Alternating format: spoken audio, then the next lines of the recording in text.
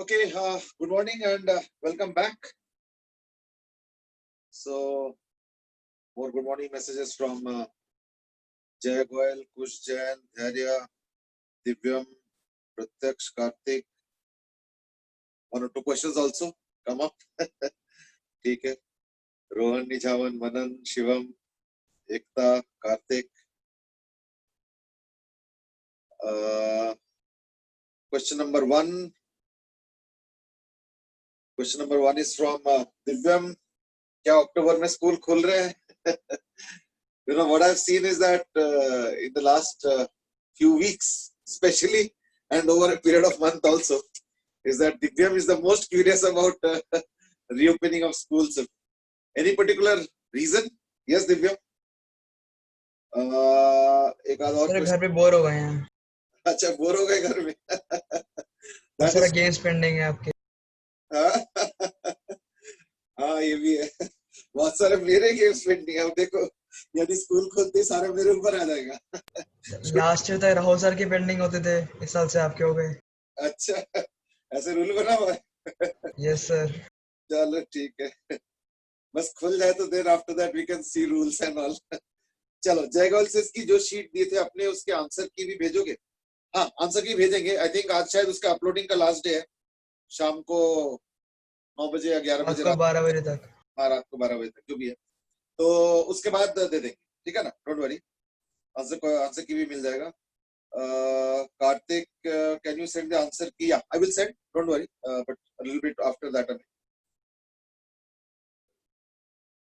Shivam says that Divyam wants to get infected. That's why. Oh, तो बिल्कुल sadistic direction में चले गए. कि I want to get infected. You know, there are some people who are addicted to snake bite. Now, imagine snake bite. अब now you might say snake तो वो हो जाता है, क्या बोलते हैं, पॉइजनस है, वो तो इंसान मर जाएगा. एक्चुअली पता क्या होता है ना कि देखो, snake poison is also some kind of a, I mean of course vaccine word will be a very very wrong term, I know, but is something like this, that let's say there is a very small amount of poison that goes into, तो body is able to, होता ना, झेल लेना, तो able to somehow recuperate from that. तो अगले बार जो है थोड़ा सा और लार्जर डोज, अगले बार थोड़ा सा और लार्जर डोज, ऐसे करते करते इवन स्नेक पॉइजन पे भी कुछ लोग आदी हो जाते हैं. सर ये पॉइजन है, ड्रग्स है? नहीं नहीं, स्नेक पॉइजन. स्नेक पॉइजन की बात कर रहा हूँ एक्चुअल. अब स्नेक पॉइजन कहाँ से मिलेगा? तो people actually go to, there are some people who go to all those, वो सपेड़े जो होते हैं, स्नेक चार्मर्स है, to get infected by snake bite. Imagine करो, ऐसे भी नशा होता है लोगों के. So you have all types of people in the world. What has happened to them is that they got snake bit someday, and फिर they get immune, little bit more dose. So now they are more or less immune to snake bite poison, and that's the case of it. Amazing, but somehow true. ठीक है ना? जय Goyal says कि आपका syllabus भी आपके सबसे पहले खत्म होगा. हाँ, that happens every year. Nothing special to this year. 12th का फिजिक्स सबसे पहले खत्म होता है. रीजन बीइंग दैट 12th के फिजिक्स के लास्ट के जो 4 chapters, dual nature, atom, nucleus और सेमीकंडक्टर, अब तो चलो एक कम हो गया, कम्युनिकेशन, 5 चैप्टर्स. इमेजिन करो, 15 में से 5 chapters are just worth 2-3 days each average. तो नेचुरली फिर वो खत्म हो जाता है. बाकी इमेजिन करके देखो, इलेक्ट्रोस्टैटिक्स पहला चैप्टर या दूसरे चैप्टर करते करते 1.5 महीने से ऊपर लग गए. नहीं, ऑल डिपेंड्स ऑन चैप्टर्स. है तो फिजिक्स के चैप्टर्स थोड़े से लाइटर है, हल्का है, और इस वजह से हो जाता है. चलो ठीक है, इट्स ओके. उसके बाद मैं सोच रहा हूँ कि थोड़ा सा पुराने चैप्टर्स के असाइनमेंट्स वगैरह दे दूंगा, और कुछ क्वेश्चंस वगैरह. ऑलरेडी तो कुछ अपलोड हो ही रहा है, पर जो अपलोड हो रहा है वो थोड़ा लेटेस्ट वाले के ऊपर हो रहा है, मतलब ऑप्टिक्स ऑनवर्ड्स हो रहा है. ठीक है ना? But what I'm thinking is that why not have assignments of previous ones also, electrostatics, current and all. वो करेंगे, don't worry. ठीक है ना? Divyam has made some internet research and has sent them. ठीक है ना? So maybe, चलो, I will just give you a glimpse of that. Rohan says कि there is some news regarding September 21st की 9th to 10th class के लिए. Actually yes, that's right. लेकिन ये कि उसका क्या feasibility बनेगा नहीं बनेगा, we'll have to be looked at, क्योंकि सारे क्लासेस मेरे ख्याल से स्कूल से लेना अभी इस वक्त थोड़ा सा डिफिकल्ट है, क्योंकि अभी मुझे नहीं लगता कि इतना इंटरनेट का अवेलेबिलिटी होगा ऑल थ्रू द स्कूल. अभी ठीक है, वो तो डाउट्स के लिए किया है ना. मैं उसी पे आ रहा हूँ. और मोबाइल नेटवर्क से ना उतने अच्छे से क्लासेस हमेशा नहीं हो पाते. मोबाइल नेटवर्क हमेशा वहाँ पे हर क्लासरूम में अच्छा है भी नहीं, मैंने ट्राई करके देखा है. तो देयरफॉर मोबाइल नेटवर्क से क्लास मुश्किल है, और इंटरनेट का बैंडविड्थ इतने सारे क्लासेस के लिए इकट्ठे करना मुश्किल है. आई थिंक प्रैक्टिकली क्लासेस वहां से करना तो थोड़ा मुश्किल है. अब नाउ यू माइट से कि क्लासेस घर में ही होने दो. क्लासेस घर में होके फिर कुछ टीचर्स स्कूल में भी जाएंगे, that is also little tough. तो इसलिए 21 सितंबर से एक ऑफिशियल अलाउ कर दिया गया, बट प्रैक्टिकली कितना फिजिबल होगा it is still being worked on and people are discussing. देखते हैं, समटाइम मिडिल पाथ का सोल्यूशन हो सकता है. मे बी कुछ ऐसे कर सकते हैं कि मे बी प्रैक्टिकल के लिए बुलाया जाए, या मे बी सम क्लासेस के कुछ स्टूडेंट्स को बुलाया जाए, या something like that. Sir practically Sonipat में जो ट्रायल हो रहा है वो 1/3 ऑफ क्लास को बुला रहे हैं, मतलब वही एक दिन में 1/3 1/3 बच्चे. हाँ वही 1/3 हाफ करके कुछ ऐसे रेशियो करके कोशिश किया जा रहा है कुछ जगह पे. I mean see all these things are happening very publicly nowadays, कि कहीं पे भी कुछ होता है तो मीडिया पहुंच जाता है. तो I think within a few days will start getting reports कि यहाँ पे ऐसे हुआ, वहाँ पे ऐसे हुआ. So all these things will get into public domain, and after that maybe we will be in a better shape to decide. ठीक है ना. तो जय गोयल से इसकी चलो ठीक है, बुला रहे हो तो डाउट्स के लिए तो फिर थोड़ा गेम्स भी दे देना. अब वो देखते हैं. ठीक है ना. अक्षिता दास की ये जो असाइनमेंट का हमने करके अपलोड किया है, क्या ये अब सीपीटी टाइप चेक भी होगा? देख लेते हैं. आई थिंक पॉसिबल तो है, थोड़ा सा टाइम लगेगा. चलो शायद करेंगे, है ना. मैं देख लेता हूँ, लेट मी स्टार्ट, है ना. उसके बाद क्या मैथ्स केमिस्ट्री में ऐसे अपलोड करने के लिए बोला गया या नहीं बोला गया? मैथ्स और केमिस्ट्री में भी अपलोड कर रहे हो क्या? मिली नहीं है. मैथ्स केमिस्ट्री का आया नहीं है. नहीं आ गया, क्या बात कर रहे हो? असाइनमेंट आया हुआ है, मैंने खुद देखा है. मतलब जब मैं अपना अपलोड कर रहा था तो मैं देखा था अनुज सर के एक असाइनमेंट थे, आई थिंक. सर वो तो उन्होंने 10 दिन पहले व्हाट्सएप पे पुरानी वैसे वर्कशीट है, प्रैक्टिस के लिए शीट थी वो. नहीं वर्क क्या बोलते, व्हाट्सएप की बात नहीं कर रहा हूँ. मैंने जब गूगल इसे क्लासरूम पे ही था वो वेक्टर और उसकी. अच्छा, वो व्हाट्सएप में भी दे दिया था. नहीं वो वर्कशीट थी, बेसिकली प्रैक्टिस के लिए शीट थी हमारी. हाँ तो मतलब व्हाट्सएप में भी दे दिया गया था वही वाला वर्कशीट. नहीं सर व्हाट्सएप पे नहीं था, इस पे आया था. उसी पे व्हाट्सएप आया था. तो देयरफॉर है मतलब. लेकिन ये कि वो शायद आंसर शीट अपलोड करने के लिए नहीं बोला गया. नहीं सर ऐसा कुछ नहीं. आंसर की साथ आई थी. आई मीन इसमें एज अ ट्रायल समझ लेते हैं, देख लेते हैं what is the outcome and what is the also the interest shown in. तो accordingly we will work it out. I mean these are all trials going on, है ना. क्योंकि ये सब तो पहले तो था नहीं, तो like new things are there, तो let's see what is outcome after that. But हाँ कोशिश मैं करता हूँ कि जो लोग अपलोड किए हैं, क्योंकि क्या एबीसीडी वाला चेकिंग ही तो है, कोई अभी तो फिलहाल तो इतना ज्यादा वो है नहीं, है ना. तो आई थिंक हो जाना चाहिए. Let me see, let me work it out. Any other question? चलो Kartik is asking that communication क्या मेंस में नहीं है? कम्युनिकेशन मेंस में है, मतलब एटलीस्ट लास्ट ईयर तक था, इस साल का तो देखते हैं. तो इसलिए कम्युनिकेशन का भी हम लोग थोड़ा बहुत डिस्कस करेंगे, डोंट वरी. ठीक है ना. then Divya ma'am of course sent a very long this thing regarding snake bite and all. ठीक है ना. as a source of getting relief of stress and recreation by using snake bite. imagine. ठीक है. आर्यन साहब revision class लगेंगे क्या 11th के मुश्किल चैप्टर्स के? हाँ जी बेटे, रिवीजन क्लासेस भी लगेंगे, हर साल लगता है, इस साल भी लगेगा. ठीक है ना. Manan says कि 12th physics is more easy but 11th physics was more interesting. Yeah, that's true, that I will agree. In fact 11th physics थोड़ा सा hands on भी है, कुछ जगह थोड़ा फील कर भी सकते. अब 12th physics में क्या ना कि अब मान लो एटॉमिक स्ट्रक्चर, अब वो ऑर्बिटल में घूम रहा है, हायर शेल लोअर शेल, कुछ मैथमेटिकली बिलीव करने का मन तो करता है, बट वो फिजिकली बिलीव करने का मन नहीं करता. That's how I understand, I would agree to that point. Jai Goyal से इसकी मैथ्स के तो अभी मैथ्स की तो शीट नहीं मिला. शीट मिल गया बेटी, बस चेक कर लेना. सत्यम से इसके अनुज सर के शीट का तो पता भी नहीं चला था। अच्छा नहीं, लेकिन जब हम गूगल क्लासरूम में कुछ अपलोड करते हैं तो उसका कोई नोटिफिकेशन टाइप का नहीं जाता है? No sir. सर वो मेरी ऑल्टरनेट ईमेल एक्चुअली, इसलिए पता चलता नहीं है हमें।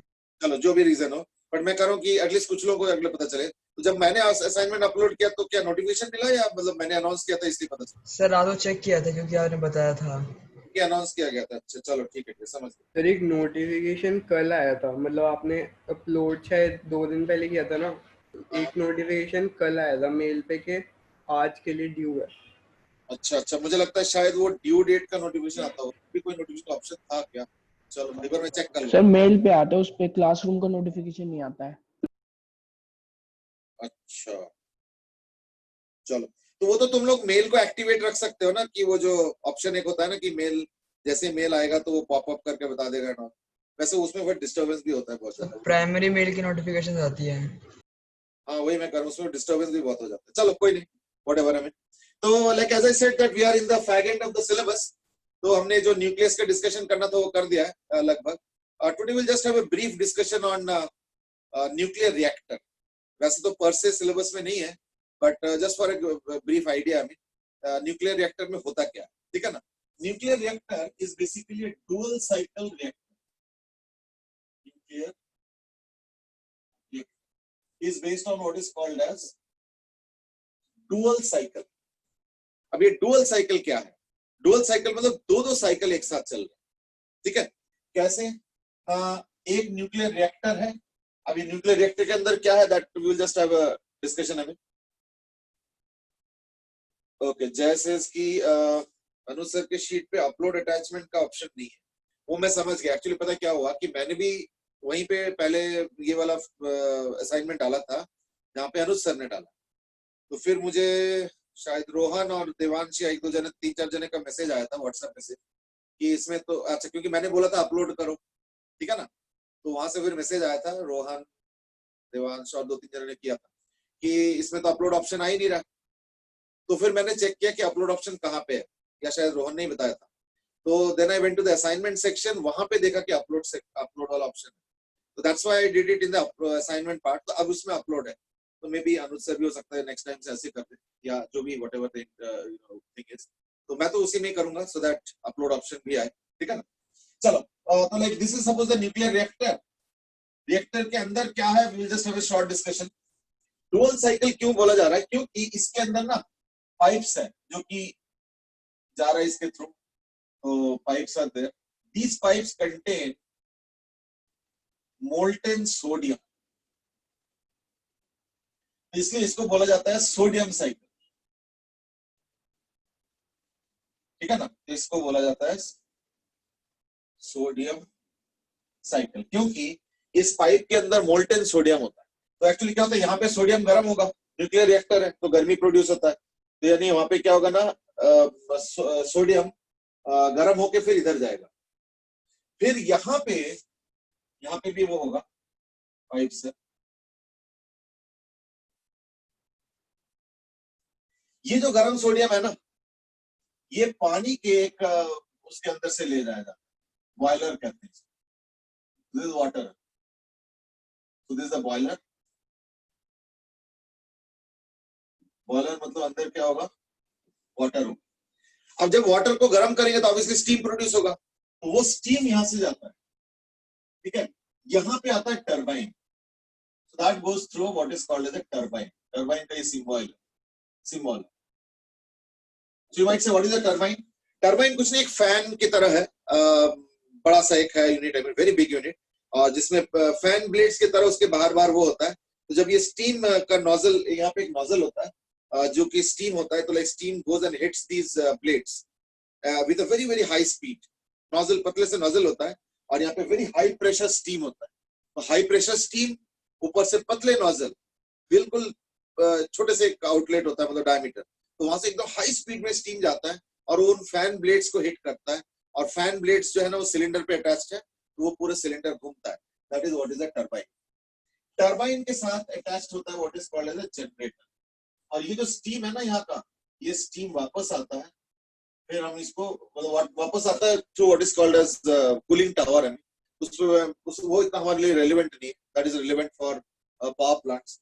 फिर यहाँ पे पंप से, ये पंप होता है, पंप से हम क्या करते हैं, वो जो स्टीम है वो वाटर बन के यहाँ पे आ जाता है, फिर उस वाटर को हम इसमें पंप करते हैं, फिर वो वाटर गर्म होता है, फिर वहां से स्टीम, तो यानी यहाँ पे आता है वाटर और यहाँ पे जाता है स्टीम। यहाँ पे भी यही होता है, एक पंप होता है, ठीक है ना, ये भी पंप है। तो यहाँ पे होता है hot sodium, hot molten sodium, और यहाँ पे भी ऑब्वियसली क्योंकि उसका जो हीट है वो वाटर ने ले लिया, तब कोल्ड हो जाएगा, तो यानी कोल्ड मोल्टेन सोडियम यहाँ पे, cold but molten sodium, solid तो जा नहीं सकता।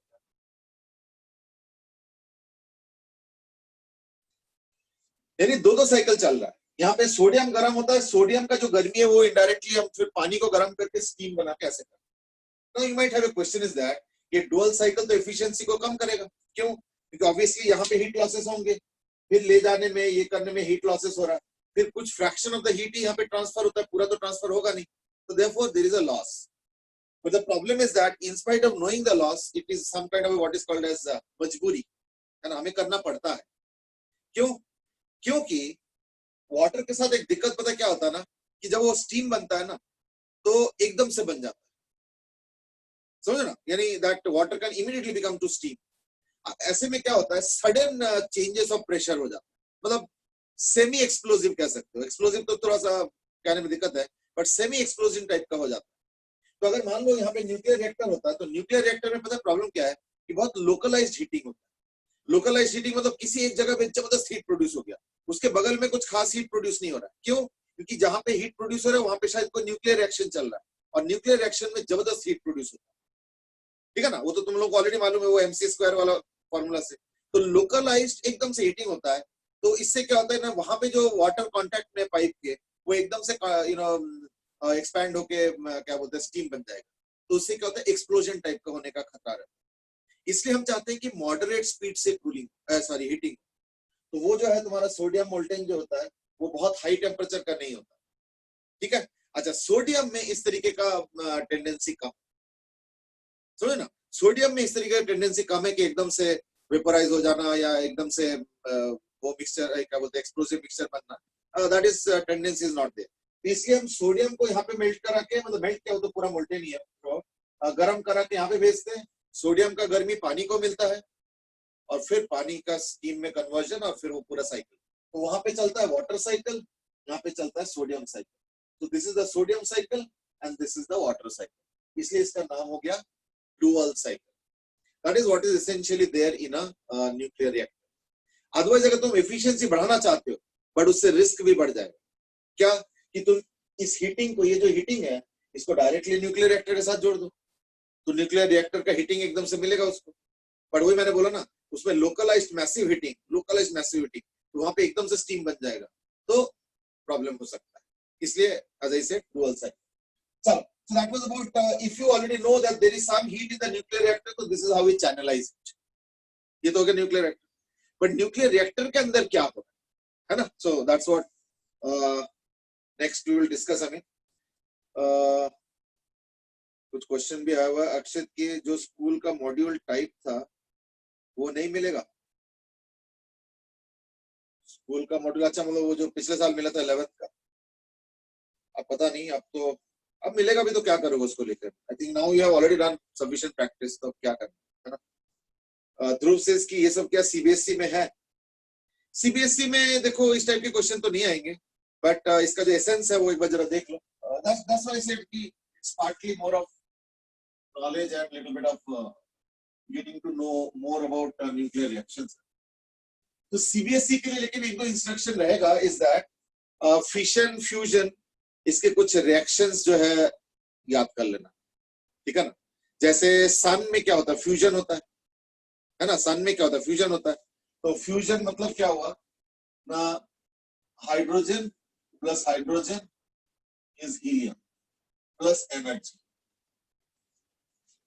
सिंपल रिएक्शन, हाइड्रोजन और हाइड्रोजन मिलके हीलियम न्यूक्लियस बन जाएगा, फिर इधर उधर से जब मिले तो इलेक्ट्रॉन्स लेके एक हीलियम एटम बनेगा। and that produces huge amount of energy. Now that is an example of fusion. ठीक है? न्यूक्लियर रिएक्टर में क्या होता है? न्यूक्लियर रिएक्टर में क्या होता है? यूरेनियम आता है और उसके साथ न्यूट्रॉन. अब ये जो न्यूट्रॉन है ये हम लोग यूज करते हैं टू ब्रेक द न्यूक्लियस. ठीक है ना? कैसे ना, ये यूरेनियम है मान लो, एक न्यूट्रॉन आके हिट किया तो क्या हो जाता है? देखना, ये न्यूट्रॉन पेनिट्रेट कर जाता है तो यानी ऐसे हो जाता है. फिर नेक फॉर्मेशन. ठीक है? And then it goes into two different atoms. So this is what happens when you give a neutron, but there's a catch, and that is these must be slow moving neutrons. ठीक है? Slow moving neutrons अगर करोगे और ये uranium होगा तो generally जो दो एटम्स बनता है उसमें एक बेरियम बनता है और एक क्रिप्टन बनता है, plus 3 more neutrons are formed. 3 more neutrons. Now this is important. So these are 3 neutrons. लेकिन प्रॉब्लम क्या है ना कि these are slightly high speed neutrons. ये जो न्यूट्रॉन्स होता है ना, these are high speed. High speed neutron से रिएक्शन नहीं हो पाता. क्यों? High speed neutron is like bullet being fired on a window. एक पत्थर को एक शीशे के मतलब विंडो के शीशे में हिट कराओ तो शीशा टूट जाता है, लेकिन बुलेट से हिट करो तो क्या होता है, वो होल बना के निकल जाता है. तो हाई स्पीड, these 3 न्यूट्रॉन्स और high speed neutron. High speed neutron में रिएक्शन नहीं होगा. हाई स्पीड न्यूट्रॉन में क्या होगा, न्यूट्रॉन ऐसा करके यूं चला जाए, बेशक थोड़ा सा स्पीड कम हो जाए हल्का सा. तो हाई स्पीड न्यूट्रॉन में ना रिएक्शन नहीं हो पाता, इसलिए हमें चाहिए slow moving neutrons. Moderate slow moving, not very slow but moderate to slow moving neutrons हमें चाहिए. तो न्यूक्लियर रिएक्शन में यही हम लोग यूज करते हैं. We start the reaction by throwing some moderate speed neutrons. उससे क्या होता है ना, ये यूरेनियस टूट के बेरियम क्रिप्टन और 3 और न्यूट्रॉन बन जाता है. अब ये जो न्यूट्रॉन है, ठीक है ना, इनको हमें थोड़ा सा स्लो डाउन करना पड़ता है. ठीक है ना? तो these neutrons are slowed down. These are slowed down in neutrons are slowed down by what is called as moderator. तो मॉडरेटर के फॉर्म में हम लोग यूज जनरली करते हैं हेवी वाटर यूज करते हैं.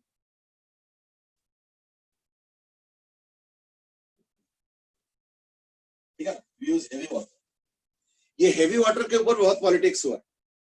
एक जमाने में इंडिया के साथ दिक्कत क्या है ना कि इंडिया के पास हेवी वाटर नहीं, वाटर है, हेवी वाटर नहीं है. ठीक है ना? तो इंडिया हैड टू इंपोर्ट. अब जाके इंडिया ने इस टेक्नोलॉजी को लगभग मास्टर कर लिया, how to produce heavy water. अभी भी काफी इंपोर्ट होता है. तो एक जमाने में न्यूक्लियर रिएक्टर्स इंडिया अच्छे से नहीं लगा पाते थे. क्यों? क्योंकि इतने सारे रिस्ट्रिक्शंस कंट्रीज ने लगा दिए थे because of the nuclear proliferation treaty, NPT. अब उसके वॉल में क्या होता है ना कि दे वोंट अलाउ इंडिया या countries like India who have not signed to that NPT. अब एनपीटी साइन करो तो फिर प्रॉब्लम है.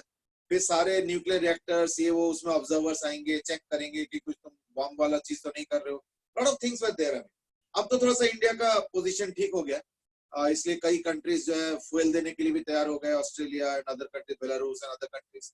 प्लस हेवी वाटर का भी सप्लाई इंडिया को ठीक ठाक मिल जाता है. पहले जमाने में हमारे न्यूक्लियर रिएक्टर्स बैठे रहते थे, सब बंद है. क्यों? हेवी वाटर ही नहीं है. फिर कोई कंट्री थोड़े से हेवी वाटर देने के लिए तैयार हो गई, जो भी है, I mean due to some reason और व्हाटएवर.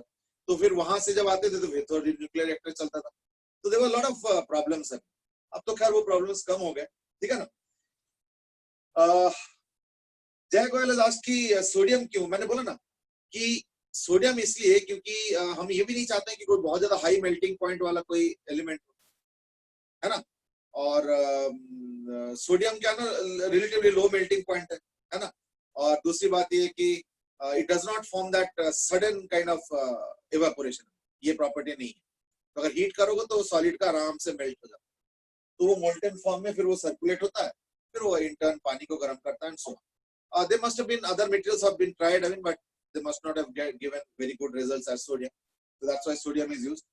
निरुद्ध के हाई स्पीड वाला पास थ्रू होने के बाद स्लो हो जाएंगे और किसी और को हिट करेंगे, या that is there, but the thing is that let's see if the fractional slowness is let's say 0.1% and let's say we need a 70% reduction, तब तो बहुत सारे को पास करेंगे तब जाके स्लो होके सफिशिएंट होगा फॉर न्यूक्लियर रिएक्शन, ठीक है ना। तो therefore why adopt that route, I mean कि इवेंचुअली कभी ना कभी तो करेगा। तो instead of that why don't we have slow neutrons itself or rather moderate slow neutrons itself which will go on splitting। तो इसलिए हमें क्या करना पड़ता है, इन 3 न्यूट्रॉन्स को स्लो डाउन करना पड़ता है by what is called as moderator. Moderator में जनरली हेवी वाटर यूज किया जाता है, ठीक है। अच्छा, ये क्या करते हैं ना, स्लो कर दिया, तो स्लो करने से क्या होगा, ये जो 3 न्यूट्रॉन्स है ये फर्दर रिएक्शन करेंगे। अब देखो क्या हो गया, 1 से 3 हुआ, फिर वो जो 3 है फिर वो 3 यानी 9 न्यूट्रॉन्स आएंगे, 9 न्यूट्रॉन्स को फिर स्लो करेंगे बाय यूजिंग मॉडरेटर, फिर वो स्लो 9 वाले जो है फिर रिएक्शन करेंगे तो 9 से 27 होगा। So this kind of reaction यानी 1 से 3 से 9 से 27 से 81 से 243 से 729 एंड सो ऑन। तो इसको हम लोग बोलते हैं चेन रिएक्शन।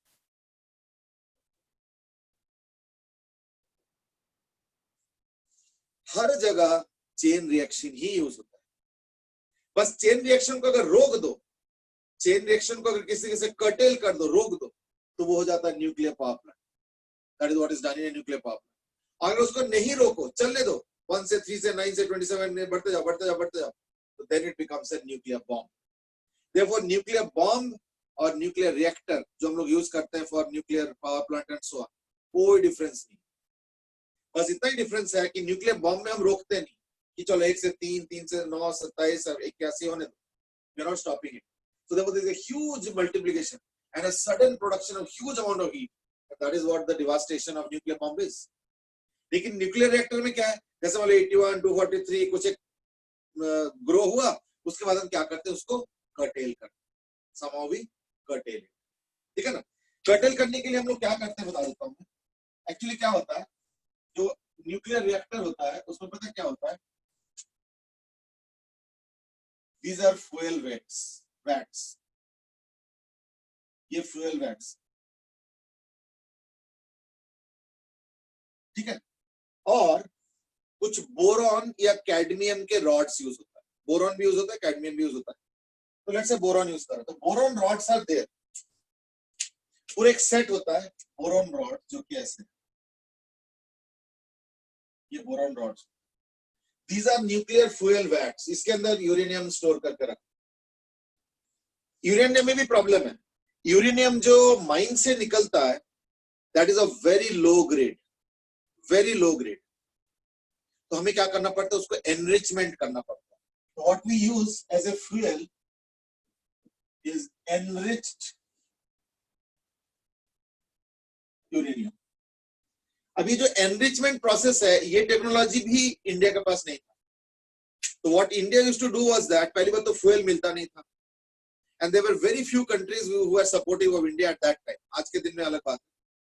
तो इंडिया क्या करता, अपना फ्यूल को माइनिंग करके पहले अपना फ्यूल को कहीं भेजता था, I think most probably France and 1 or 2 more countries। फिर वो लोग उसको एनरिच करते थे, फिर हमें भेजते थे and they used to charge a lot for that. जबकि अगर हमारे यहाँ पे हो जाता था तो सब कुछ ट्रांसपोर्ट से लेके और भी तमाम खर्चे बच जाते हैं, तो then it would become more efficient. तो एक जमाने में ये फैसिलिटी नहीं था, अब तो खैर इंडिया में भी होने लगा। तो यानी न्यूक्लियर फ्यूल जो आएंगे जमीन के नीचे से, पहली बात तो है ही इंडिया में कम। मैंने बोला था ना 2 जगह है, Jaduguda in Jharkhand and somewhere near Shillong. तो शिलोंग वाला तो बंद पड़ा है क्योंकि वहां पे लोकल्स अलाउ नहीं करते हैं। जडुगुड़ा से चल रहा है, but that's like low quality uranium and that too small quantity, बहुत मैसिव माइनिंग नहीं होता है वहां पे। तो फ्यूल बहुत कम है, ऊपर से एनरिचमेंट करो तो और प्रॉब्लम हो जाता है। तो therefore we have real lack of fuel. तो enriched uranium is what is used. तो ये फ्यूल वैट्स हो गया, इसी में ही वो एनरिच्ड यूरेनियम रहता है। और बीच बीच में देखो हमने क्या लगा रखा है, these are rods, these are called as control rods. तो पहले हम लोग क्या करते हैं, कंट्रोल रॉड्स को बाहर खींच देते हैं। अगर कंट्रोल रॉड्स को बाहर खींच देते हो ना, तो फ्यूल आना जाना, फ्यूल में वो न्यूट्रॉन आना जाना सब स्टार्ट हो जाता है। These are very thin vats, यानी यहाँ पे रिएक्शन बहुत स्लो हो जाता है। आपस में थोड़ा बहुत होंगे but that's like very limited. जैसे रॉड्स बाहर आ गए तो now neutron start flowing in between. तो इससे क्या होता है, रिएक्शन का रेट बढ़ जाता है। and you will see that वो सारा monitor होता रहता है, that the amount of heat and all those things go on spiking up. लेकिन ये अनकंट्रोल्ड है, ये कभी खत्म नहीं होगा, ये तो एकदम एक्सप्लोजन में बदल जाएगा. इसलिए क्या किया जाता है, एक स्टेज तक रिएक्शन को जाने देते हैं, that is a critical stage. उसके बाद उसको ग्रिड में अटैच करते हैं, स्टेबलाइज करके ग्रिड में अटैच करते हैं, और फिर वापस क्या करते हैं, कंट्रोल रॉड्स को थोड़ा थोड़ा अंदर कर लेते हैं, so that the reaction goes at some kind of equilibrium pace. क्योंकि सारा कंट्रोल रॉड्स को हटा दोगे ना, तो मैसिव रेट पे रिएक्शन होने लगेगा, and it will soon convert to nuclear bomb, atom bomb जिसको कहते हैं. इसलिए हम क्या करते हैं, कंट्रोल रॉड्स को बाहर निकालते हैं, फिर धीरे धीरे अंदर कर लेते हैं, so that whatever amount of fuel is being used up, I mean, or rather we can say whatever amount of power you want to generate, accordingly control rods को थोड़ा सा अंदर और बाहर कर. Now actually what happens is that one benefit of nuclear power plant is that it can start quite fast. It can start quite fast. इसलिए देखो hydro power और nuclear power as a backup use किया जाता है. Backup मतलब समझो कि देखो एक कॉमन जो थर्मल पावर प्लांट है, जो कोल बेस्ड है, जो गैस बेस्ड है, उसको स्टार्ट करने में कई घंटे लग जाते हैं. कोल वाला थर्मल पावर प्लांट अगर आज सुबह कोल गर्म करना शुरू किया तो शाम को जाके पावर प्लांट ग्रिड पे लगा सकते, इतना टाइम लग जाता. कोल गर्म होगा, फिर धीरे धीरे पानी गर्म होगा, फिर धीरे धीरे उसके तमाम चीजें. ये वाला प्रोसेस रिलेटिवली फास्ट है, रिलेटिवली. इसलिए इसका व्हाट कैन आई से जेस्टेशन टाइम या जो भी कह लो, टू बिल्ड अप टाइम, इसका रिलेटिवली फास्ट है. तो अगर मान लो तुमको प्रेडिक्ट हो गया कि भाई 10 बजे से हमें पावर चाहिए एक्स्ट्रा, क्योंकि देखो दफ्तर जब खुला रहता है दिन में तभी ज्यादा पावर चाहिए होता है, क्योंकि तभी सारे इंडस्ट्रीज भी चलता है. शाम को आते आते, रात को आते आते क्या होता है, बहुत सारे दफ्तर बंद हो जाते हैं, फिर इंडस्ट्रीज भी जो दिन में चलने वाले वो सारे बंद हो जाते हैं, तो पावर का रिक्वायरमेंट रात को वैसे भी कम रहता है. तो इसलिए पावर में प्रॉब्लम पता है क्या होता है, एक तो है कि शॉर्टेज, चलो ठीक है शॉर्टेज है तो हो रहा है, कुछ नहीं कर सकते. दूसरा है you know the up down of the requirement. सिर्फ थर्मल पावर प्लांट से इसलिए नहीं चल सकता. क्यों? क्योंकि देखो अगर मान लो पावर अभी चाहिए 100, बाद में चाहिए 120, फिर दोबारा 100. अब थर्मल पावर प्लांट में कांस्टेंट जनरेशन हो, तो वो 120 के टाइम फिर नहीं यूज कर सकते. और अगर 120 के टाइम यूज करते हो तो दैट के जब 100 हो जाएगा ना डिमांड, फिर वो पावर प्लांट को बंद नहीं कर सकते, क्योंकि फिर वो बंद होने में भी टाइम लगता है. तो देखो मेरे कहने का मतलब क्या है कि देखो दोबारा रिस्टार्ट नहीं कर पाओगे, तो बंद तो चलो क्या कर सकते हो, पर रिस्टार्ट नहीं कर पाओगे जल्दी से. So therefore what we do is that जो बेस पावर रिक्वायरमेंट है वो हम लोग जनरली यूज करते हैं थर्मल पावर प्लांट से. क्यों? क्योंकि वो सस्ता है, वो चीप है. और जो सप्लीमेंट है, जैसे मान लो 100 से 120 फिर 100, तो ये जो एक्स्ट्रा 20 है, जो फ्लक्चुएटिंग वाला पार्ट ऑफ 20 है, वो जनरली हम लोग सप्लीमेंट करते हैं by hydro power plants and also by nuclear power. Hydro power plant is more popular. Why? Because it can just start in minutes. कुछ नहीं, उसके डैम जो होता है उसमें स्लुइस गेट हटा दो, पानी का फ्लो स्टार्ट हो गया, टरबाइन घूमने लगा, थोड़ा सा उसको घूमने दो, अच्छे से स्टेबलाइज कर दो, 5-10 minute 15 minute, within 15-20 minutes you will see power going to the grid. ये हाइड्रो पावर प्लांट का होता है. इसमें भी लगभग आधे एक घंटे में न्यूक्लियर पावर प्लांट स्टार्ट हो जाता है. थर्मल पावर प्लांट में बहुत टाइम लगता है. इसलिए बेस पावर हम लोग इंडिया में थर्मल पावर प्लांट से करते हैं. ये जो सप्लीमेंटल पावर है, जो फ्लक्चुएटिंग वाला पार्ट है, जो कि दिन और रात में अंतर हो जाता है जितना पार्ट, वो हम लोग न्यूक्लियर और थर्मल क्या बोलते हैं हाइड्रो पावर प्लांट से फिलहाल करते हैं. ठीक है. बाकी अब तो खैर सोलार का भी टेंडेंसीज या ट्रेंड्स आ गए, but that's a different story. I don't want to go into that. So the point is that control rods होता है जनरली मेड ऑफ बोरॉन. बाहर निकालो, रिएक्शन स्टार्ट करो. रिएक्शन में क्या होता है, चेन रिएक्शन है ना, वो यूरेनियम एज अ फ्यूल, और फिर कंट्रोल रॉड्स को वापस कर दो.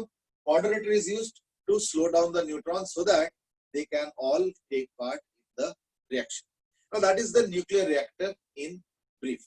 ठीक है ना? Just to get an idea, I mean, so what I would suggest is that for CBSE exam, एक काम करना फ्यूजन के, ये सब एनसीईआरटी में है, ठीक है ना, एंड फ्यूजन के, ठीक है ना, 2 एग्जांपल्स ईच याद कर लो. जैसे अभी मैंने एक बताया, यूरेनियम का अगर तुम आर्टिफिशियली करते हो, बम्बार्डिंग करते हो बाय न्यूट्रॉन्स, तो you get barium, krypton and 3 neutrons. So that's the reaction. तो लिख लो uranium, barium, krypton plus 3 neutron. That's the reaction kind. ऐसे टोटल मैं सजेस्ट करूंगा 4 रिएक्शंस याद कर लो, 2 फ्यूजन के और 2 फ्यूजन. ठीक है ना, क्योंकि बोर्ड एग्जाम्स में कई बार क्वेश्चन आ सकता है. Give examples of fusion and fission with some reactions. तो अगर मान लो 2 नंबर का क्वेश्चन आता है तो it's just a sitter question, you have to just remember that, तो क्यों मार्क्स मिस करें, ठीक है ना।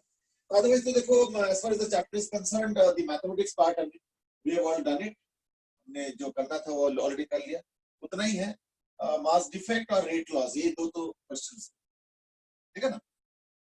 Mass defect and rate laws, these are the two areas from which you will get questions in this particular chapter, that is nucleus. So that more or less ends the discussion on the chapter.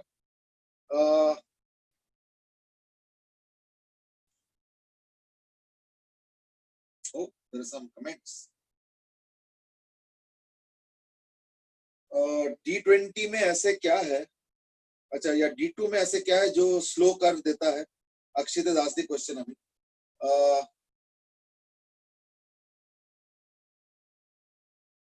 Actually देखो, it's just that I will tell you how it happens. अगर मान लो same mass का होता है तो थोड़ा recall करके देखो, because see you don't need zero speed neutrons. What you need is that high speed में क्या होता है, पेनिट्रेट कर जाता है तो रिएक्शन हो नहीं पाएगा, और बहुत स्लो स्पीड अगर होगा तो इन दैट केस जाके हिट करेगा जस्ट नॉर्मली, तो कोई रिएक्शन नहीं होगा। यानी अगर तुम यूरेनियम को स्प्लिट करना चाहते हो, जैसे हमने देखा barium, krypton, all those things, in that case you need a neutron which is not very slow also, which is not very fast also, right to understand। अच्छा, अब देखो फिर ये स्लो कौन कराएगा, what would be a good way to slow? अगर मान लो तुम सेम मास का लेते हो, ठीक है ना, सेम मास का लेते हो, ठीक है, और यू नो हिट करते हो, तो इन दैट केस क्या होगा ना, वो सारे ट्रांसफर कर देगा। और अगर वेरी हैवी मास का लेते हो तो इन दैट केस क्या होगा ना, सारा वापस आ जाएगा। क्यों? It's like a heavy wall then, कि जब गया और वापस आ गया तो ऑलमोस्ट सेम वेलोसिटी से बाउंस बैक करेंगे, यानी स्पीड कम नहीं हुआ, ठीक है ना। तो इसलिए एक मॉडरेट एक चाहिए, तो उसमें इट सीम्स कि हेवी वाटर इज बेटर और other one of the best है, तो वो तो रेशियो के ऊपर है, और इसलिए heavy water is in demand when it comes to slowing, ठीक है ना। So that's the explanation.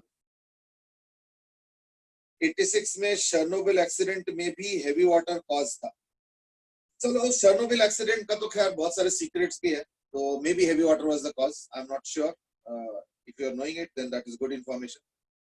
Satyam is that Indian enriched uranium की बाहर से क्यों नहीं लेता था, जबकि 90% से तो बाहर से ही आता था।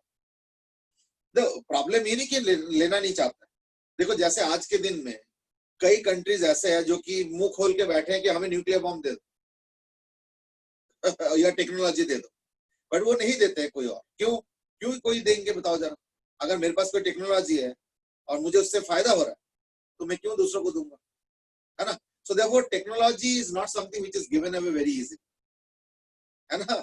जैसे यूएस इतना इंडिया को आर्म्स बेचना चाहता है, पर देखो इंडिया बहुत जल्दी से यूएस से लेना नहीं चाहता।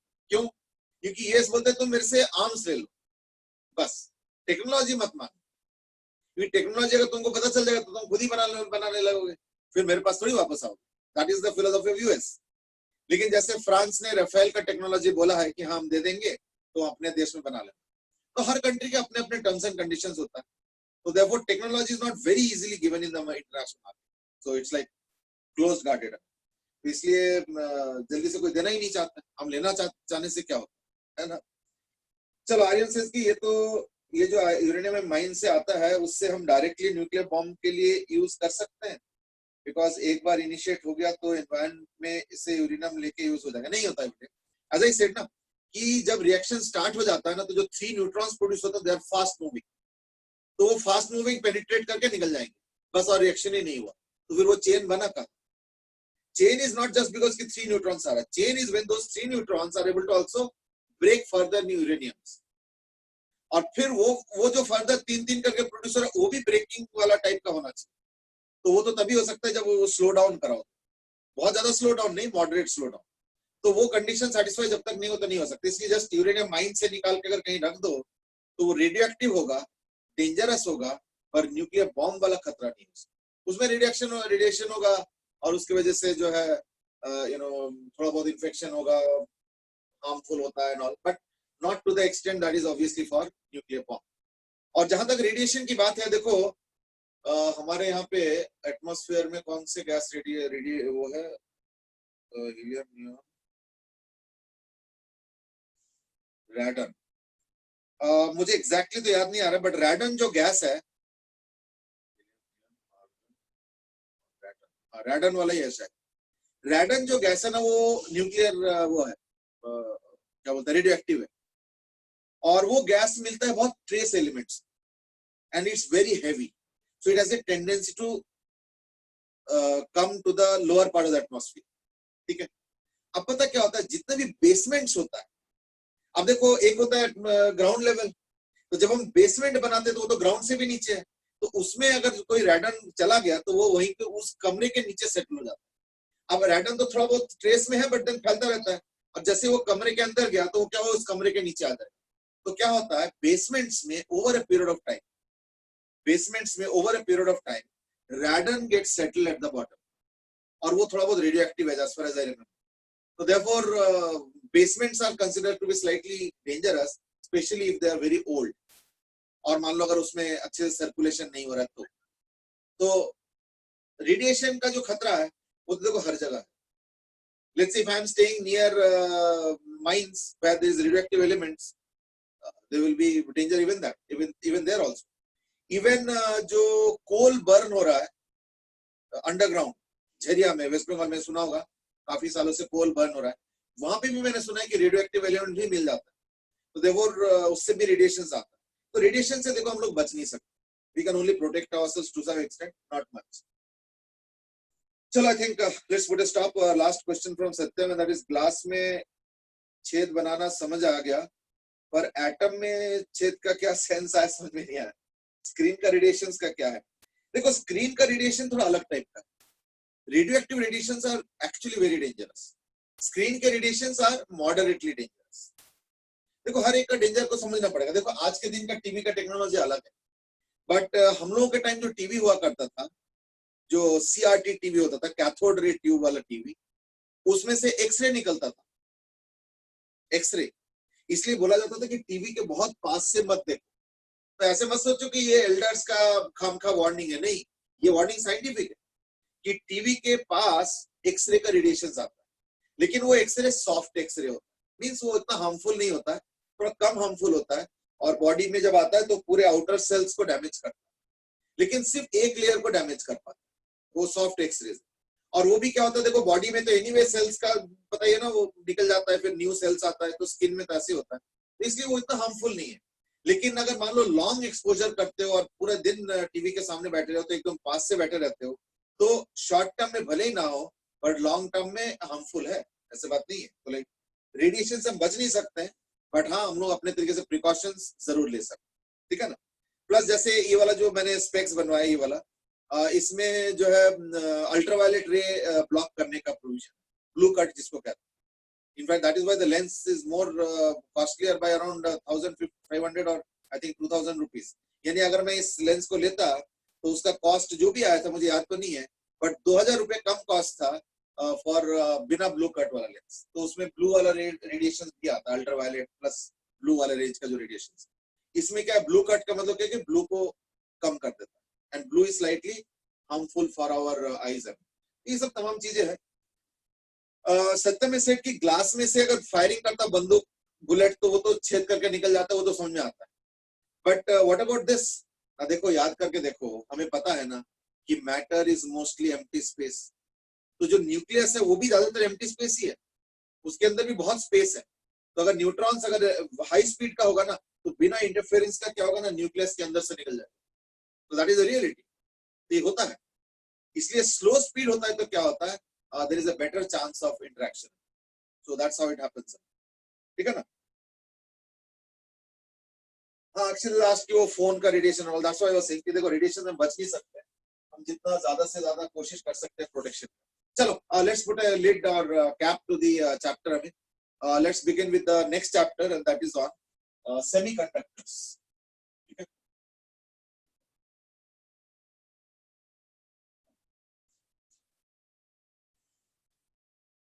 सेमीकंडक्टर्स क्या है ना। देखो, कंडक्टर हमें पता है, अब सेमी वर्ड डाल दिया तो आधा हो गया, यानी आधा कंडक्टर। तो आधा कंडक्टर का मतलब क्या है कि it's not a very good conductor, but actually देखा जाए तो इट्स नॉट लाइक दैट। अगर मान लो मैं कंडक्टिविटी को स्केल में ड्रॉ करूंगा, तो अगर ये 0 है मान लो, तो zero conductivity means what, infinite resistivity, यानी infinite resistance means zero current. तो देखो जीरो करंट वाला से कोई मटेरियल है, very very very very low current है, पर जीरो करंट वाला कोई नहीं। तो यहां पे होगा let's say somewhere around insulators, ठीक है, और यहां पे हो गया मान लो conductors.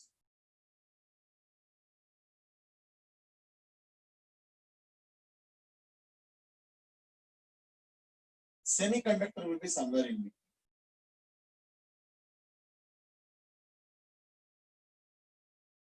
Somewhere in between. In between does not mean middle. It is more towards the insulator side. यानी अगर मान लो एक सर्किट में एक कंडक्टर लगा दो तो एक सर्टेन अमाउंट ऑफ करंट, उससे लगभग 10 to the power 8 to 9 times come current होगा semiconductor. 10 to the power -8, 10 to the power -7 इस रेंज में कम करंट। यानी अगर मान लो किसी कंडक्टर में अगर मान लो करंट होता है लेट्स से 100 एम्पियर, तो उसी सेटअप में अगर एक सेमीकंडक्टर यूज करोगे तो पता चला आ गया 5 माइक्रो एम्पियर। कहां 100 एम्पियर और कहां 5 माइक्रो एम्पियर, या शायद उससे भी कम, मे बी 0.5 माइक्रो एम्पियर, ऐसे भी हो सकता है। तो कहने का मतलब क्या है कि इंसुलेटर में और सेमीकंडक्टर में कंडक्टर के कंपैरिजन में बहुत कम, और इंसुलेटर तो ऑलमोस्ट 10 to the -14-15 के रेंज। यानी अगर यहाँ पे 1 एम्पियर होगा तो उसी सेटअप में अगर इंसुलेटर बना दो एक, तो इन दैट केस पता चला करंट हो गया 10 to the -14 या 15 ampere, -15 ampere. You can imagine how less the current is. इसलिए इंसुलेटर में जीरो करंट नहीं होता है, but almost 10 to the power 14-15 के ऑर्डर में डिफरेंस ऑफ करंट हो जाता है compared to that of the conductor. But even a semiconductor is more like a insulator than a conductor. तो semiconductor is more like a insulator, ठीक है ना, more closer to be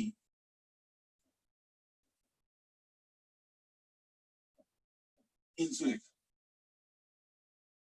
ठीक है। So that's the history of semiconductor. Semiconductor होता क्या, but yes, it is a few order higher than few order 10 to the power order higher than insulator, इसलिए एक अलग सा कैटेगरी बना रहा। That's how it is, ठीक है ना। So that's about semiconductor की semiconductor होता क्या। Semiconductor में लेकिन I mean many examples of semiconductor there, but the most popular ones is silicon, germanium, और सबसे सस्ता तो सिलिकॉन। क्यों? Silicon means what, available in sand, sand तो सिलिका है, तो देयरफॉर सैंड में सिलिकॉन है, तो therefore silicon is in abundance in nature. लेकिन जर्मेनियम के कुछ प्रॉपर्टीज हमारे लिए बड़े फायदेमंद है या यूजफुल, इसलिए जर्मेनियम भी एक पॉपुलर सेमीकंडक्टर है। हाँ, ये बात जरूर है कि सिलिकॉन का कॉस्ट वेरी लो है और जर्मेनियम का कॉस्ट प्रीटी हाई है। बट जहां पे स्पेशलाइज्ड नीड्स है वहां तो हम कॉस्ट नहीं देखेंगे ना, वहां तो आउटपुट देखेंगे, आउटपुट का क्वालिटी। तो वहां पे कई जगह जो है जर्मेनियम भी यूज होता है, बट कॉमन यूसेज में जो आता है सेमीकंडक्टर में सिलिकॉन ही आता है। What is so special in silicon? ना देखो, इट्स समवेयर इन बिटवीन। कैसे? कंडक्टर में नंबर ऑफ लास्ट इलेक्ट्रॉन्स क्या होता है, 1, 2 और 3, है ना। Single valency, double valency, try valency होता है मेटल में, और नॉन मेटल में क्या होता है उस तरह आ जाता है 5, 6, 7, 8। इसलिए सेमीकंडक्टर में क्या है, लास्ट शेल में 4 इलेक्ट्रॉन्स आते हैं, and that's how the behaviour of semiconductors. तो यानी ना कंडक्टर की तरफ है ना, इस तरफ, और ना ही उस तरफ, ठीक है। So it's somewhere in between, and that's what makes it suitable for being a semiconductor, ठीक है। तो देखते हैं सेमीकंडक्टर में क्या होता है। सेमीकंडक्टर में मान लो ये सिलिकॉन है, ये भी सिलिकॉन है। तो what I am now discussing is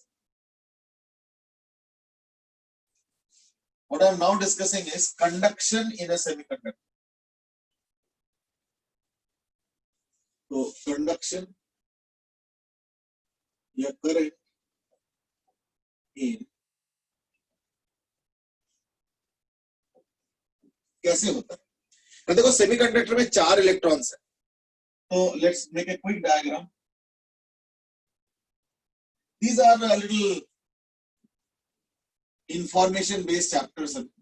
इस चैप्टर में बहुत ज्यादा लॉजिकल कुछ मिलेगा नहीं, तो be a little prepared for that mentally. ठीक है, तो बॉन्ड बना होता है सिंपल कोवेलेंट बॉन्ड, ये बॉन्डेड है, ये बॉन्डेड है, ऐसे इसके साथ ये सारे आपस में बॉन्डेड है।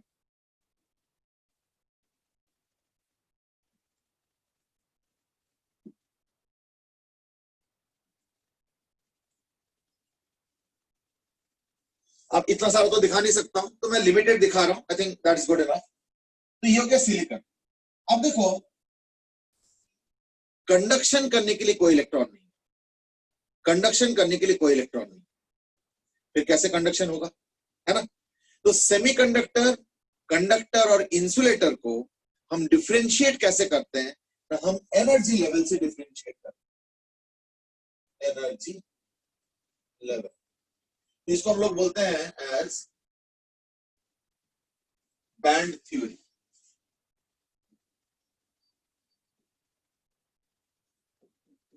कैसे ना?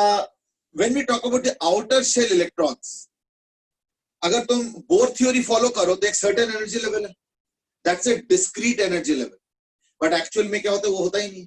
एक्चुअल में क्या होता है ना, the electrons are present in a certain energy band. क्योंकि वो वैलेंस शेल है, इसलिए उसको बोला जाता है valence band. So there is a range of the electrons which is called as valence band. अब देखो, वैलेंस बैंड में इलेक्ट्रॉन्स है, तो वो इलेक्ट्रॉन्स को एटम ने होल्ड करके रखा हुआ है, तो these electrons are not free for conduction. लेकिन मैं एक काम करता हूं, इन इलेक्ट्रॉन्स को थोड़ा एक्स्ट्रा एनर्जी दे देता हूं, तो वो क्या होता है? छिटक के बाहर निकल जाता है, एनर्जी एक्स्ट्रा हो गया। तो पोटेंशियल एनर्जी तो उस सेल का उतना ही होगा क्योंकि उसका रेडियस डिपेंडेंट है, पर एक्स्ट्रा एनर्जी दिया, इसका मतलब एक्स्ट्रा काइनेटिक एनर्जी है, तो क्या होता है? वो उस काइनेटिक एनर्जी चक्कर में छिटक जाता है एटम से, तो बाहर आ जाता है। जैसे इलेक्ट्रॉन एटम से बाहर आ जाता है, तो एटम का इन्फ्लुएंस काफी कम हो जाता है। So now it's a free electron which can move about and help in conduction of current. तो वो जो कंडक्शन ऑफ करंट के लिए जो हेल्पफुल इलेक्ट्रॉन है, उसके लिए मैंने क्या किया? एक्स्ट्रा इलेक्ट्रॉन दिया, तो जंप करके हायर एनर्जी लेवल पे चला गया। तो वो हायर एनर्जी स्टेट जो है, that is responsible for conduction, इसलिए उस एनर्जी लेवल को हम बोलेंगे एज कंडक्शन बैंड।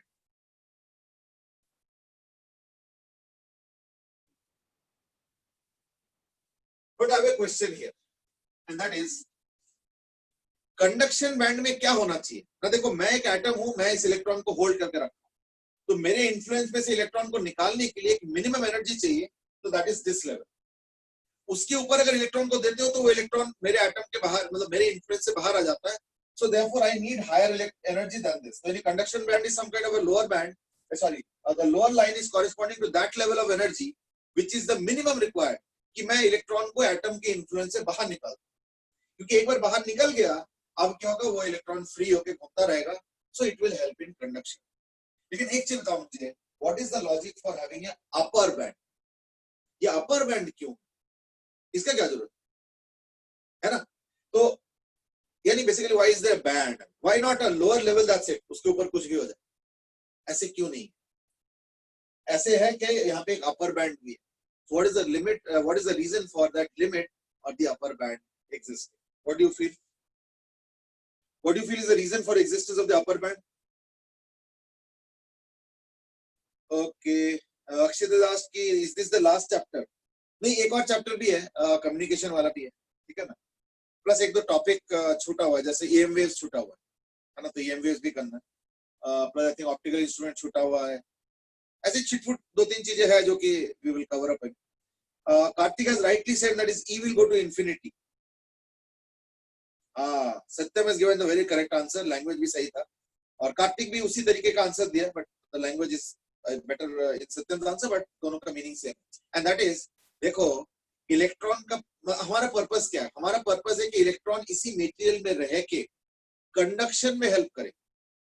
अब प्रॉब्लम क्या होता है कि देखो, एक एटम बाय नेचुरल मींस या नेचुरली क्या करता है? इलेक्ट्रॉन को होल्ड करके रखता है, अपने इन्फ्लुएंस के अंदर रखता है। That's how the atoms integrate is. लेकिन इलेक्ट्रॉन को ज्यादा एनर्जी दो तो वो एटम के इन्फ्लुएंस से बाहर आ जाता है, क्योंकि बहुत जल्दी से घूमने लगता है। तो वो जो स्टेट है उस तक पहुंचाने के लिए मुझे मिनिमम इतना एनर्जी देना पड़ेगा। So that explains the existence of lower limit of the conduction band. अब देखो, अगर और ज्यादा एनर्जी दोगे तो और अच्छे से एटम से बाहर निकल जाएगा, तो like it will help in conduction. और थोड़ा ज्यादा दो, और थोड़ा, इतना ज्यादा भी मत दो ना कि पता चला उस मटेरियल से बाहर निकल जाए, अगर मटेरियल से बाहर निकल जाएगा फिर वो कंडक्शन पे मदद नहीं करेगा, फिर वो एमिशन में चला गया, है नहीं? तो इसलिए हायर लिमिट, सॉरी एक अपर लिमिट भी एग्जिस्ट करेगा, क्योंकि अगर उससे भी ज्यादा दोगे इन दैट केस क्या होगा, तो वो एमिशन में चला जाएगा, तो एमिशन वाला इलेक्ट्रॉन तो कंडक्शन के लिए तो रह नहीं गया। इसलिए अगर तुम कंडक्शन चाहते हो, that's why the name is conduction band. The concept is not of electron release. Concept वो नहीं है, concept is electron release but staying within the material to help in conduction. That's why conduction band. और इसलिए एक lower limit तो है ही है, एक upper limit भी है, and that is the upper limit of the conduction band. ठीक है ना? तो very rightly given answer by Satyam as well as Kartik. तो ये हो गया। अच्छा अब देखो, एक एटम के वैलेंस बैंड से कंडक्शन बैंड पहुंचाने के लिए कुछ डिफरेंस ऑफ एनर्जी चाहिए, तो उसको हम लोग बोलते हैं Eg. Eg is called as the energy gap. कई बार इसको बोला जाता है फोरबिडन एनर्जी गैप। अब से एनर्जी गैप तो समझ में आता है, ये फोरबिडन वर्ड क्यों यूज किया गया? क्योंकि देखो मैंने क्या बोला कि एटम का जो इलेक्ट्रॉन्स है वो इस रेंज में रहता है। तो मान लो तुमने इलेक्ट्रॉन को इस एनर्जी लेवल पे पहुंचाया, तो थियोरिटिकली तुमने तो उस एनर्जी रेंज से बाहर निकाल दिया, लेकिन पता है क्या, ये ना बाहर जा नहीं पाए। क्यों? क्योंकि एटम का इलेक्ट्रॉन अगर एटम से जस्ट बाहर निकल गया, उतना ही अगर एनर्जी दोगे, इन दैट केस एटम वापस खींच लेगा। इसलिए इस एनर्जी लेवल पे, यानी इस एनर्जी लेवल पे या इस पे ये जो रेंज है, इस पे इलेक्ट्रॉन स्टेबल होकर नहीं रह पाएगा, एटम उसको वापस खींच लेगा। इसलिए एटम का इन्फ्लुएंस से बाहर निकालने के लिए कम से कम ये एनर्जी, फिर क्या होगा, वो सक्सेसफुली निकल जाएगा। एक बार निकल गया तो देन एटम का इंटरफेरेंस खत्म। पर अगर इस एनर्जी लेवल पे रखते हो तो वापस खींच लेगा उसको, दोबारा अट्रैक्ट कर लेगा। यानी उस एनर्जी लेवल पे एटम इलेक्ट्रॉन स्टेबल होकर नहीं रह सकता, इसलिए इसको फोरबिडन बोला जाए। फोरबिडन मतलब मना है, नहीं हो पाएगा। तो अगर तुम पहुंचा भी दोगे ना तो खींच के वापस ले लो। हाँ, अगर तुम इस लेवल पे पहुंचा दोगे, लोअर लेवल, अब क्या होगा, वो मेरे इन्फ्लुएंस के बाहर चला जाएगा। That is what the reality. अब देखो दूसरा पहलू, ये गैप अगर बहुत ज्यादा होगा तो उतना ही ज्यादा डिफिकल्ट होगा इलेक्ट्रॉन को अपने एग्जिस्टिंग एनर्जी लेवल यानी वैलेंस बैंड से उसको कंडक्शन बैंड में पहुंचाना। इसलिए मटेरियल में हेराफेरी हो जाता है। ये जो डिफरेंस दिखता है ना मटेरियल्स में, कंडक्शन होता है, कंडक्टर होता है, सेमीकंडक्टर होता है, इंसुलेटर होता है, ये इस एनर्जी गैप के बेसिस पे होता है। कैसे, वो देखो। What happens is that अगर तुम ये अगर गैप होगा, कंडक्शन बैंड, बैलेंस बैंड, ये Eg अगर ग्रेटर देन 3 इलेक्ट्रॉन वोल्ट होगा, यानी इसमें से इलेक्ट्रॉन निकालना बहुत मुश्किल है, बहुत मुश्किल है। तो that will become what, an insulator. ठीक है, लेकिन अगर ऐसे हुआ तो ये बन जाएगा conductor.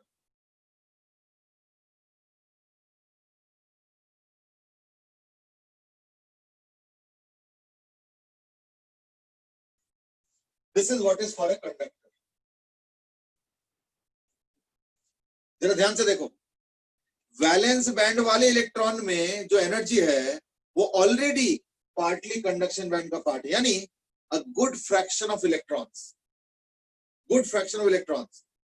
already have sufficient energy for conduction. इसलिए मेटल्स में huge number of free electrons, ठीक है ना। यानी क्या होगा ना, एक कन्वर्जिंग रीजन है, देखो ये कन्वर्जेंट रीजन, मतलब यहाँ पे ये जो पार्ट है ये वैलेंस बैंड का भी पार्ट है, कंडक्शन बैंड का भी पार्ट है। And because they are like overlapping, तो ये हो गया ओवरलैपिंग वाला सेक्शन, ये हो गया ओवरलैप। तो ओवरलैप वाले सेक्शन के जो फ्री इलेक्ट्रॉन्स है, they are already ready for conduction, and that explains the huge number of free electrons available in case of metals. So that is why conductors are so good. Insulator में क्या होता है ना, semiconductor में क्या होता है, इन बिटवीन ये जो गैप है ये कम होता है, यानी चलो यही वाला समझिए, ये सेमीकंडक्टर जैसे। तो फिर प्रश्न बना देता हूं। So this Eg is very less. This Eg यानी energy gap is less than 3 electron volt. ऐसे में क्या हो जाता है, ये सेमीकंडक्टर होता है। तो 3 इलेक्ट्रॉन वोल्ट से कम होता है तो सेमीकंडक्टर, 3 इलेक्ट्रॉन वोल्ट से ज्यादा होता है चाहे कितना भी ज्यादा हो, दैट्स ए इंसुलेटर, और अगर ओवरलैपिंग रीजन है दैट्स अ कंडक्टर। तो एनर्जी बैंड थ्योरी या band theory simply is that's why an explanation to the difference of materials, yeah, difference across materials, and it explains why some of them are conductors, insulators, and non-conductors, and in between that is semiconductors. तो ये band theory का explanation है, इस पे question आ सकता है CBSE में, ठीक है। ये सब थ्योरेटिकल चीज है, इस पे कोई न्यूमेरिकल तो नहीं होता है, but at least bit of idea, ठीक है ना। So that's all. But as I said earlier, please don't think कि इंसुलेटर में करंट जीरो होता है, जीरो नहीं होता है, बट मिनिस्क्यूल होता है। शायद इतना करंट कम होगा कि हमारे पास इंस्ट्रूमेंट ही नहीं होगा उतना कम करंट डिटेक्ट करने की, that's a practical problem, but current is never zero. Semiconductor में on the other hand currents are low but not so low that you cannot even measure it like an insulator, ऐसा नहीं होता, it's somewhere moderate, micro ampere ampere इस range में current flow करता है। But let's understand how does current actually flow in case of a semiconductor। यानी अभी topic क्या है, करंट इन सेमीकंडक्टर। तो पहले एक्सप्लेन किया कि सेमीकंडक्टर होता ही क्यों है अकॉर्डिंग टू बैंड थ्योरी। अब हम डिस्कस कर रहे हैं करंट इन सेमीकंडक्टर, ठीक है।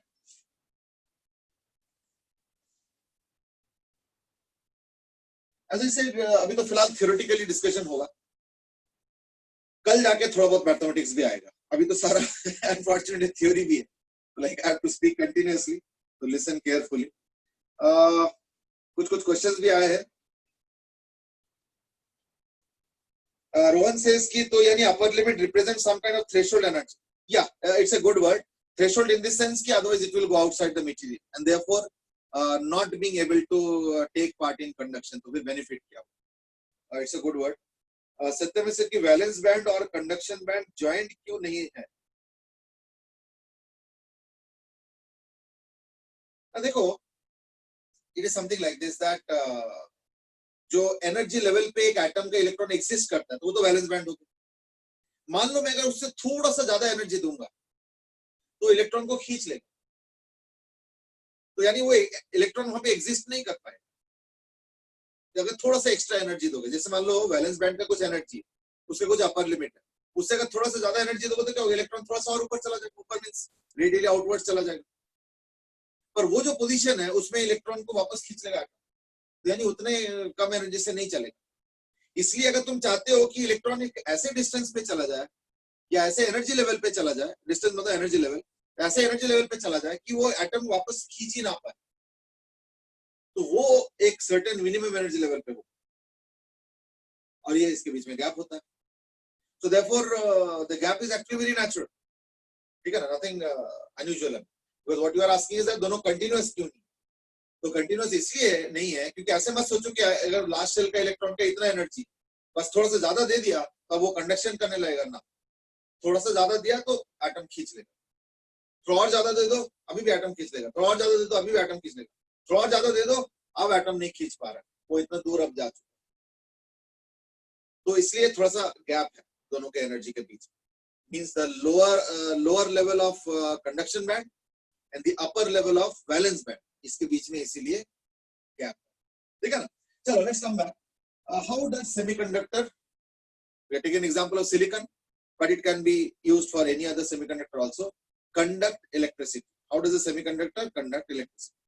First of all, look at, there is nothing available for conduction, there is nothing available for conduction, तो क्या होता है, होता क्या है कि एटम सारा वाइब्रेट कर इधर से उधर, उधर से इधर, इस तरीके से वाइब्रेशंस के चक्कर में क्या होता है, कभी कभी कुछ इलेक्ट्रॉन छिटक के बाहर चला, it's a rare event and it's very less, तभी तो सेमीकंडक्टर में इतना करंट कम होता है, क्योंकि ये जो नंबर ऑफ इलेक्ट्रॉन्स है जो छिटक के एटम के बाहर जाएंगे ये बहुत कम, बहुत ही कम। फिर भी सेमीकंडक्टर में क्योंकि गैप कम है तो कुछ तो है, इंसुलेटर में तो वही कंसेप्ट है बट और भी बहुत कम, इसलिए इंसुलेटर करंट तो लगभग 0 है। तो चलो खैर एनीवे लेट अस एज्यूम कि वो इधर उधर कुछ होते होते छिटक के एक इलेक्ट्रॉन चला, तो let's say this electron has gone there, so at last this is now a free electron. चलो तो यानी ये फ्री इलेक्ट्रॉन चला गया और कुछ कंडक्शन के लिए अब ये तैयार है। तो अभी मैंने क्या किया है, कोई बैटरी नहीं अटैच किया, बस एक डेड तो नहीं कहना चाहिए बट एक इनऑर्गेनिक सेमीकंडक्टर, वैसे सेमीकंडक्टर ऑर्गेनिक भी होता है, ऐसे नहीं कि only inorganic, but just saying कि like let's say simple piece of a block of semiconductor is there, उसमें कोई बैटरी नहीं है, कुछ नहीं है, तो क्या होगा, ये फ्री इलेक्ट्रॉन चला गया बाहर एटम के, लेकिन ये कुछ कंडक्शन में रिस्पॉन्सिबल नहीं होगा। क्यों भाई, कंडक्शन तो तब होगा ना जब एक पर्टिकुलर डायरेक्शन में इलेक्ट्रॉन चलता रहे, बेशक अटक के जाए बट चलता रहे, तो वो तो हो नहीं रहा है। फ्री इलेक्ट्रॉन बाहर चला गया, then it does not know where to. क्यों? क्योंकि हमने कोई बैटरी नहीं जोड़ा। तो बैटरी जोड़ने को in semiconductor terminology we call as biasing. Means what? Attaching cell.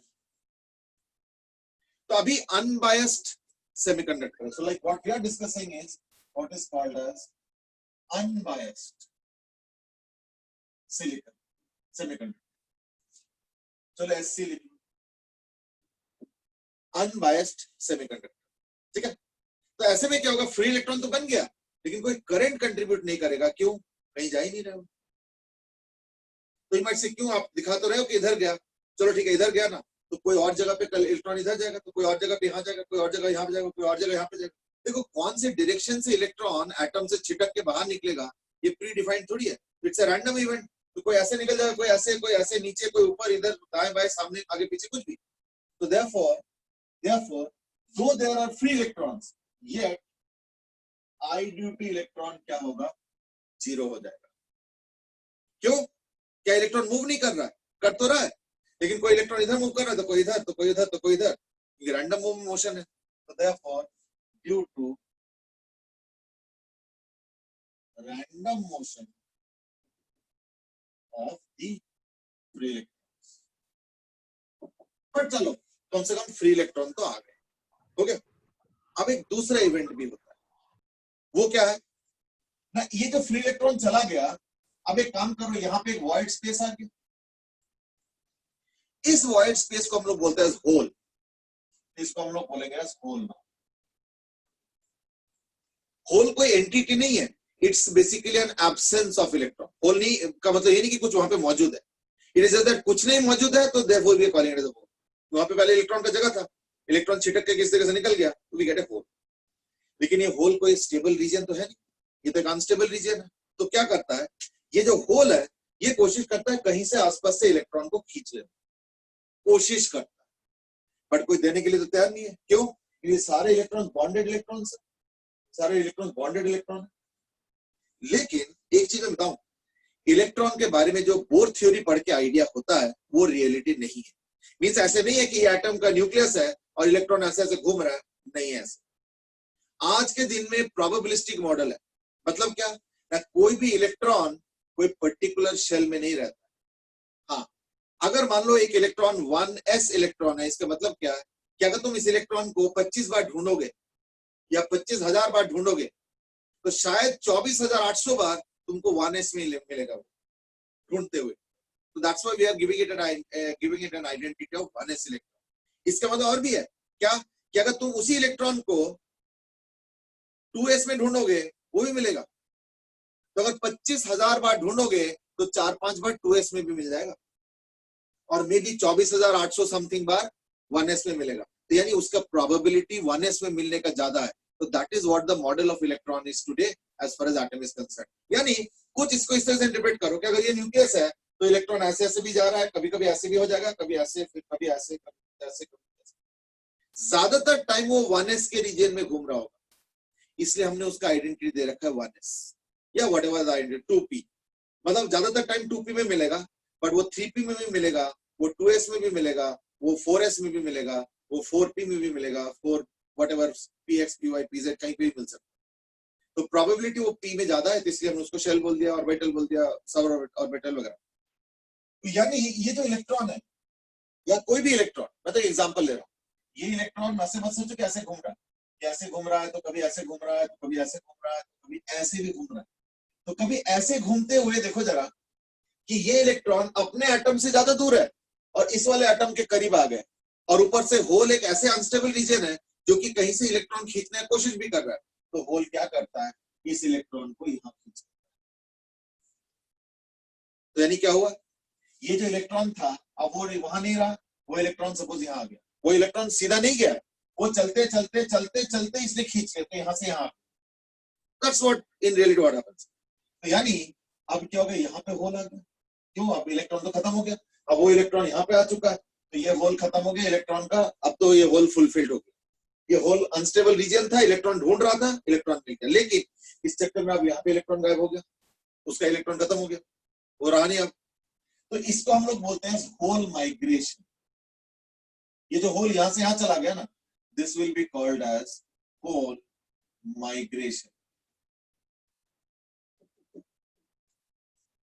तो होल अगर इधर माइग्रेट कर रहा है तो यानी इलेक्ट्रॉन इधर जा रहा है, तो इलेक्ट्रॉन इधर जाना इस करंट उधर। थोड़ा समझो दोबारा, मैं कह रहा हूं अगर एक होल यहां से यहां चला गया, इसका मतलब क्या हुआ कि इलेक्ट्रॉन यहां से आया, और इलेक्ट्रॉन जिधर आता है उसका ऑपोजिट डायरेक्शन में करंट होता है। यानी मैं दो चीजें लिख सकता हूं, I is due to a electrons but in opposite direction and holes in, मतलब समझो, ये जो फ्री इलेक्ट्रॉन इधर जा रहा है ना, ये जो फ्री इलेक्ट्रॉन इधर जा रहा है, इसका मतलब करंट इधर हुआ, लेकिन ये जो होल यहां से यहां गया ना, तो इसका मतलब करंट भी उधर ही हुआ। क्योंकि अगर होल यहां से यहां जा रहा है, दैट मींस एक इलेक्ट्रॉन यहां से यहां आ रहा है, और इलेक्ट्रॉन जिधर जाता है उसके ऑपोजिट डायरेक्शन में करंट होता है, ये करंट हो गया, यानी होल के ही डायरेक्शन में करंट हो गया। ठीक है, पर इसमें भी एक इशू है। क्यों? क्योंकि ये बताओ कि ये जो होल इस इलेक्ट्रॉन को लिया, क्या जरूरी थोड़ी कि उधर से इलेक्ट्रॉन आएगा? ये इलेक्ट्रॉन भी तो आ सकता है, ये इलेक्ट्रॉन भी तो आ सकता है, ये इलेक्ट्रॉन भी तो आ सकता है, ये इलेक्ट्रॉन भी तो आ सकता है, कोई और इलेक्ट्रॉन भी तो आ सकता है। यानी इस होल को फुलफिल करने के लिए ये जो होल इलेक्ट्रॉन ढूंढ रहा है, उसको कभी यहां से मिलेगा तो कभी यहां से मिलेगा तो कभी यहां से मिलेगा, कभी इधर से कभी इधर से, यानी ये भी रैंडम, ये भी रैंडम है। कोई ऐसे प्री डिफाइंड थोड़ी कि इधर वाले इलेक्ट्रॉन को ज्यादा प्रेफरेंस देता है, ऐसे क्यों देगा भाई, वो कोई बायसिंग थोड़ी है।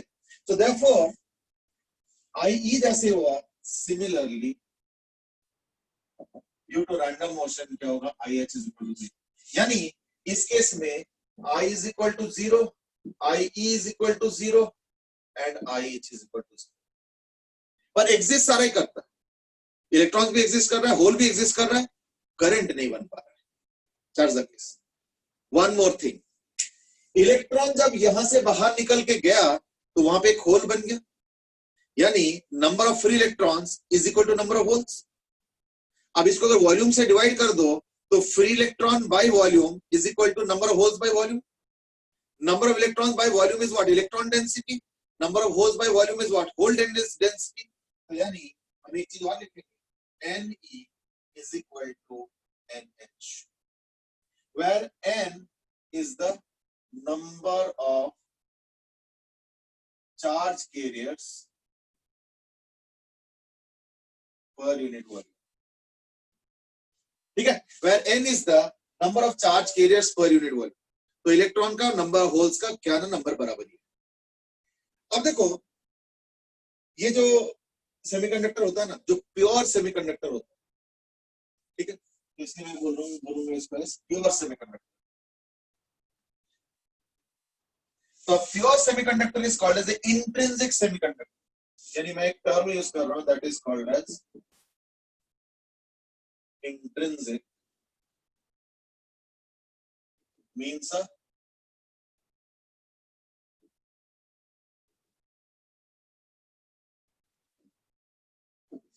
now there is something interesting।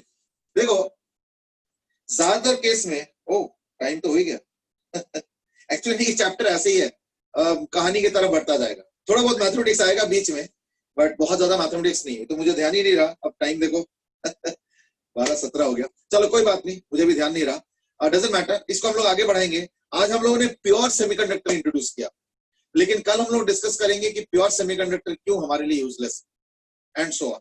तो other stuff of things will be there which will be discussing tomorrow. ये चैप्टर थोड़ा थ्योरेटिकल है, एग्रीड, बट देन क्योंकि बोर्ड एग्जाम्स में है तो लाइक इसमें से अच्छा सा वेटेज है। आई थिंक शायद इसका वेटेज ऑलमोस्ट 7 नंबर का वेटेज है शायद, या 6 नंबर का शायद वेटेज है, या शायद 8 नंबर का वेटेज है। तो therefore don't neglect the chapter, it's an important chapter and you know therefore pay attention. ठीक है, चलो इसको कल कंटिन्यू करेंगे, ठीक है ना? सर एक Thank you, नोट sir. करने दो, ओके बेटा, हाँ क्या बोल रहे हो? नोट करने दो। हाँ इसमें कुछ नहीं, ये हम लोग रिपीट करेंगे एनीवे, क्योंकि हमें इसको कॉन्ट्रास्ट करना है ना इम्प्योर से, तो एनीवे इसको कल डिस्कस करें, तो नोट ना भी कर दो चलेगा, ठीक है? चलो ओके बेटा, आज के लिए ओके बेटा, thank you and have a good